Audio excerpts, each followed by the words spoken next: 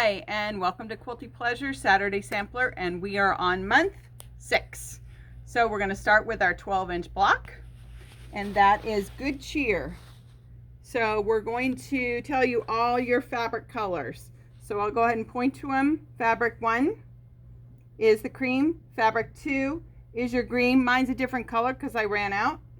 Fabric 3 is this cool batik here. Fabric 4 is your teal, and fabric 5, of course, is your brown as always.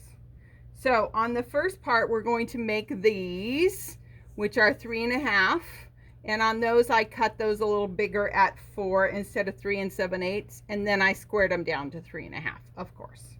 So next we're going to make this section, which we've done in the past, and those are the same size as the cuts that are in the pattern.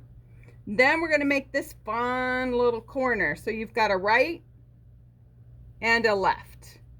So on that, it tells you to take this triangle. You're going to take your teal and you're going to lay the other triangle, which you fold in half. I marked it to show you. You can mark it as well. And you're going to sew on that line to create this. And then you'll trim your background off. Now when we sew it on, we need to make the points match. So I marked my 1/4 inch, and I'm going to put my pin in my 1/4 inch. I'm going to put my pin in my 1/4 inch here so that my points will match. So do that. It's helpful. There's a little wiggle room to trim these down, and those are 3.5 by 6.5. So there's a little wiggle room because of your cream. So I really enjoy doing this block. So here we also have, of course, we know flying geese. This is our center star. We've made many of those. So that's your 12-inch block, ladies, not a problem. Next, we have our treasure chest block. So on this, I just changed fabric 2 to 2.5 instead of 2 3/8.